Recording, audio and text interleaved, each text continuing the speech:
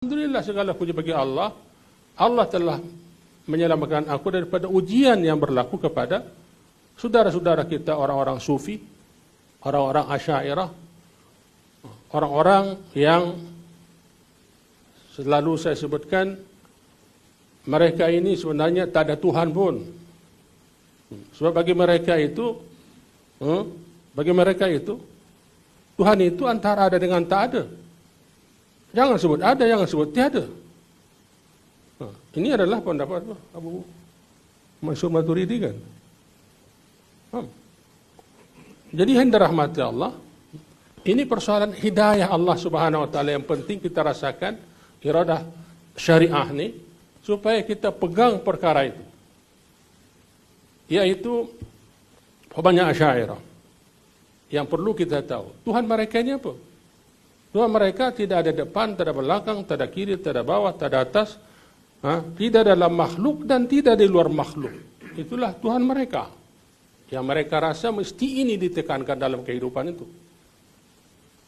Kita semua tahu perkara ini.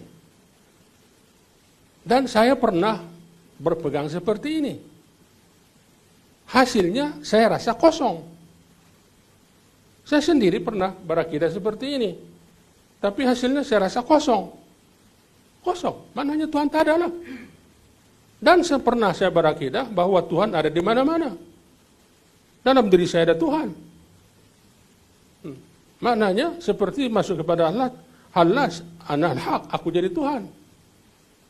Jadi kalau ada istilah pembesar seperti dahulu, jangan dalam-dalami pelajaran akidah ini boleh gila buatnya. Mungkin pelajaran inilah nak jadi Tuhan, atau Tuhan tak ada. Bagi kita ahli salaf sangat mudah. Iqra bismi rabbik, bacalah dengan nama Tuhan menjadikan dirimu. Aku ni makhluk Tuhan. Kita makhluk Tuhan ni, kita tahu kita ciptaan Tuhan ada satu nikmat yang besar. Yang sifat 20. Bila kita kata Allah wujud, lawannya tiada, yang lawan itu tak boleh nisbah pada Allah. Dan orang yang belajar tak pernah pening. Orang yang belajar tak pernah pening. Orang yang tak belajar je yang pening. Saya dengar ada seorang ustaz, saya tak tahulah dia ni doktor ke ataupun ustaz lulusan mana, saya tak tahu. Tapi dia boleh cakap ulama Asy'ariyah ni, mereka ni sebenarnya tak ada Tuhan. Asy'ariyah ni kita, dia kata Tuhan Asy'ariyah ni tak ada sebenarnya. Pasal apa? Sebab Tuhan Asy'ariyah ni di antara ada dengan tiada. Kalaulah dia ada depan saya nak tanya betul-betul, saya nak tanya terus. Dia dapat daripada mana yang kata begitu? Dia kata Tuhan Asy'ariyah, Tuhan kita di antara ada dan tiada. Saya tengok tuan-tuan ni orang lama, mungkin dah banyak dah khatam kitab sifat 20 Adakah pernah dengar seorang ustaz kata Allah ni di antara ada dan tiada? Tak ada. Jadi dia ni dengar daripada mana? Ini kejahilan. Tak kira lah dia ni apa pendidikan, tapi bila dia bicara tentang fahaman kita, apabila dia jahil, itu menunjukkan kebodohan. Dia kata Tuhan Asy'ariyah antara ada dan tiada. Maka dia simpulkan Asy'ariyah ni sebenarnya tak ada Tuhan. Itu nampak mudah, satu sentence yang mudah, satu ungkapan yang ringan, tetapi sebenarnya tu secara tidak langsung mengkafirkan ulama-ulama Asy'ariyah dan pengikut-pengikut Asy'ariyah. Di dalam perbahasan sifat 20 tak pernah kita kata Allah ni di antara ada dan tiada. Tak pernah. Kita tak pernah kata Allah antara ada dan tiada. Tak. Allah wujudnya hakiki zati. Itu yang kita sebut. Dan kita akidah Jawi ke Arab ke, Allah wujud hakiki yang zati. Takkid sekali tu, kuat. Penguat. Wujud Allah wujud hakiki. Maka Allah ni wujud yang sebenar-benar wujud, bukan di antara wujud dengan tak wujud.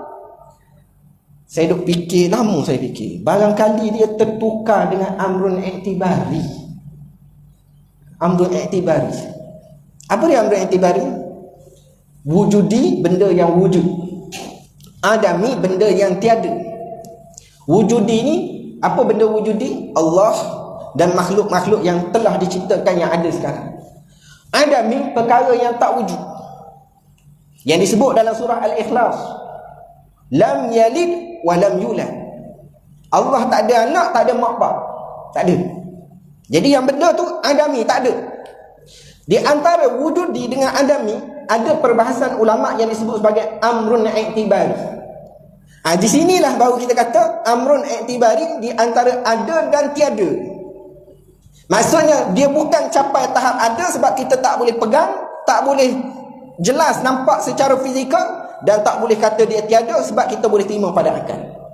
Maka para ulama sebut ada pada zihin, tiada pada kharij. Ada pada otak, tak ada di luar. Contoh, anak kita minta kita pergi meminang.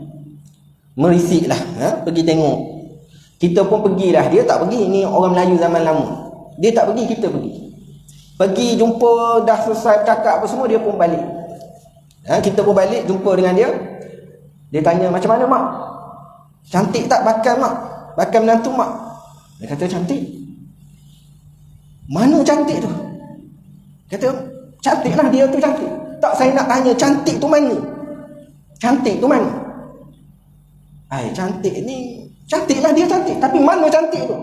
Dia nak fizikal cantik tu. Tak ada dah fizikal tu sebab dia bukan benda yang wujudi. Tetapi pada akal kita tengok, kita terima dia cantik. Saya ambil pisau. Kemudian pegang hujung tu, bucu pisau. Pisau tu wujudi lah. Wujud lah, boleh pegang, nampak kan. Kemudian bila saya pegang bucu dia, hujung dia tu tajam. Saya kata dekat adik saya, ni tajam ni, hati-hati. Dia kata, mana ada tajam? Tak ada pun, tak nampak pun tajam.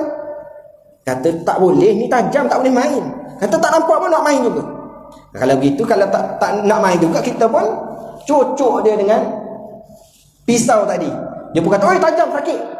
Saya pun tanya balik, dah kalau tadi kata tak ada tajam, sekarang kata ada tajam, mana tajam? Dia pun tunjuk bucu tu pisau. Saya nak tajam tu, mana tajam? Tajam, cantik, sedap, keras, semua ni adalah dia panggil amrun i'tibari. Akal kita terima, akal kita takrif benda tu tajam, sakit, sedap, manis dan sebagainya. Tetapi kita nak tunjuk zat dia, benda tu, tak boleh. Ini dia panggil amrun i'tibari. Memang ada perbahasan perkara ni di dalam ilmu akidah. Tetapi ustaz ni tak tahulah macam mana dia boleh ambil perbahasan amrun i'tibari tu, dia guna untuk menuduh golongan Asy'ariyah kita semua sebagai orang yang tiada Tuhan, kerana mengatakan Tuhan di antara wujud dengan tak wujud. Inilah ni baru orang yang zahir diri dia. Kita tak tahu lagi berapa ramai orang yang begitu keliru dalam akidah dia tetapi berani bercakap tentang agama. Kita tak kata Allah Ta'ala di antara ada dan tiada, tak. Kita kata Allah Ta'ala ada, wujudi, hakiki, zati. Itu kewujudan Allah Ta'ala mutlak. Tetapi ada tuduhan palsu yang mengatakan bahawa kita mengatakan Allah di antara ada dan tiada. Ini tuduhan palsu. Kemudian ada juga orang menuduh kepada kita mengatakan Allah, golongan Asy'ariyah ni, kita semua ni macam tiada. Sebab dia kata Tuhan ada, tapi Tuhan tidak ada depan, belakang, kanan, kiri, atas, bawah. Tak ada. Maka dia kata, tuan, kalau kita katalah botol ni ada tak depan dia, kanan dia, kiri dia? Ada. Menunjukkan dia ada. Tapi kalau saya kata ni botol ni ada depan dia ke tak? Botol ni botol ni ada depan dia? Tak ada. Ada belakang? Tak ada. Kanan? Tak ada. Kiri? Tak ada. Maknanya apa? Bila dia tak ada depan, kanan, kiri, belakang apa semua, makna menunjukkan dia tu tak ada. Ini kefahaman orang yang level tersebut. Maka kita kata yang kamu banding tu makhluk. Allah bukan makhluk. Allah, jangan kita nak banding kesempurnaan Allah dengan kesempurnaan makhluk. Ada orang dia banding Allah ni, kalau Allah ni tidak ada tempat, maka dia tiada.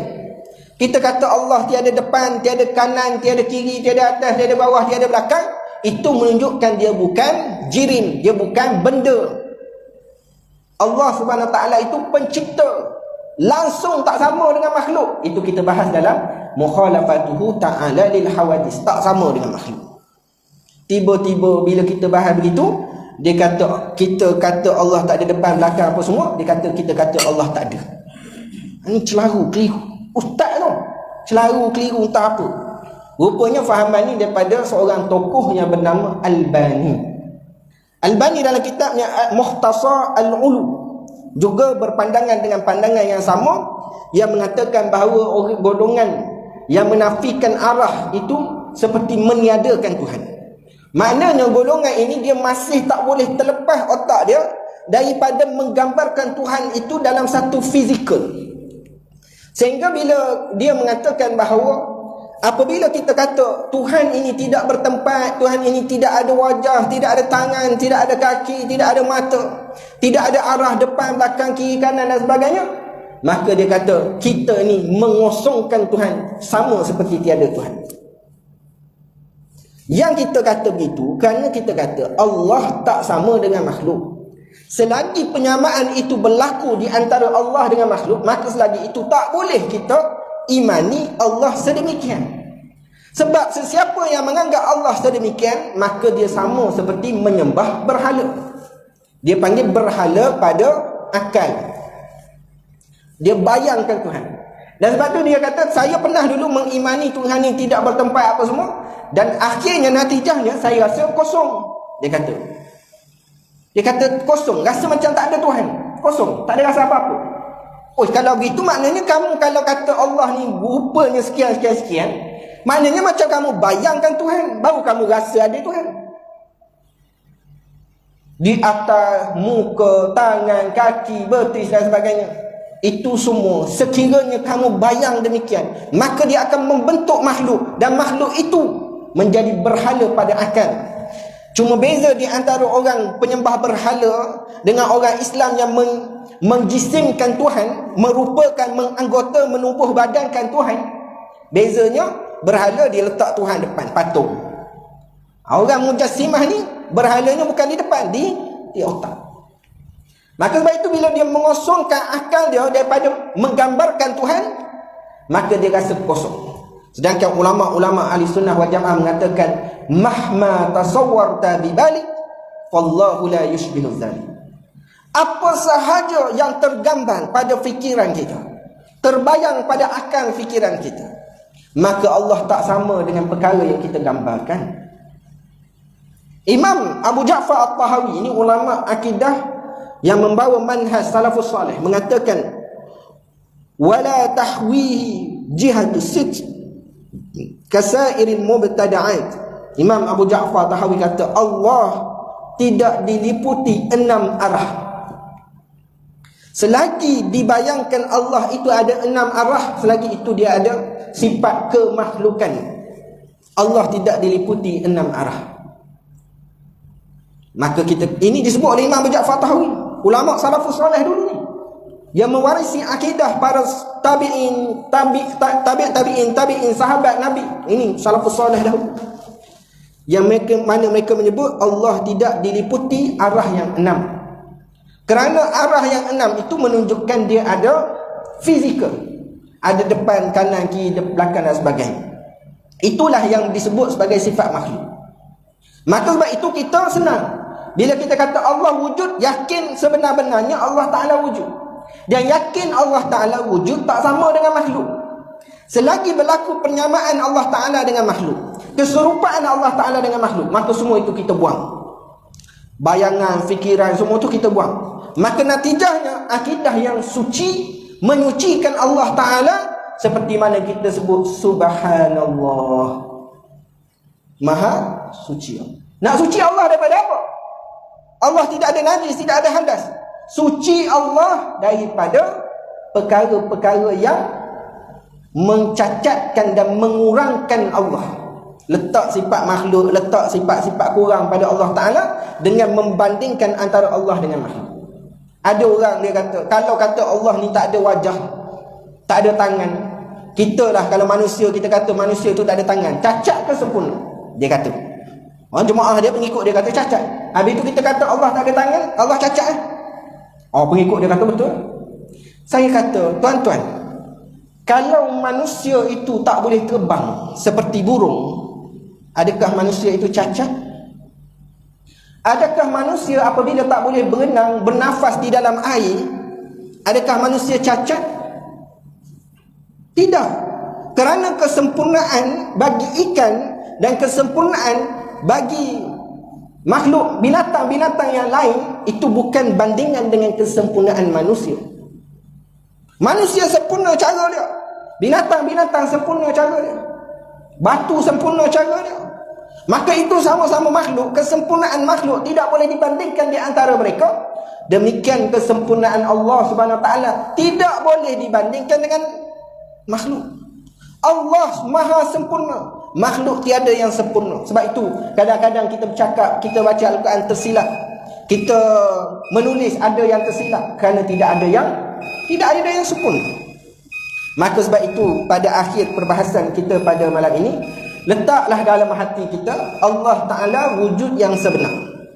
Tidak boleh berlaku ketiadaan padanya, tidak boleh berlaku penyamaan dengan makhluk, dan tidak boleh kita meletakkan anggota pada Allah Subhanahu Wa Taala. Kerana anggota itu juga makhluk, sifat-sifat makhluk itu juga makhluk. Maka semua itu kita nafikan daripada Allah Subhanahu Wa Taala. Maka hasilnya akidah kita ni bersih, suci. Subuhun kudusun. Dan kita baca, dan kadang-kadang kita zikir subuhun kudusun, suci, bersih daripada sifat-sifat kurang dan sifat-sifat yang mencacatkan Allah Ta'ala. Maka inilah akidah ahli sunnah wal jamaah yang jelas. Kita pelajari daripada sifat 20, insya-Allah siapa yang belajar, siapa yang yakin, selamat. Tapi orang tak belajar, nak kritik kita, nampak tak cerdik. Nampak tak cerdik. Mungkin dia bahas benda lain, hadis baca cantik betul semua, tapi bila dia tak kaji tentang akidah kita, maka dia bahas jadi tak cerdik. Mana ada kita kata Allah ni di antara wujud dengan tak wujud, tak ada. Ini semua akidah yang menyeleweng dan kepalsuan yang direka-reka untuk memburukkan golongan ahli sunnah wal jamaah. Setakat itu sahaja. Wabillahi taufiq wa hidayah. Assalamualaikum warahmatullahi wabarakatuh.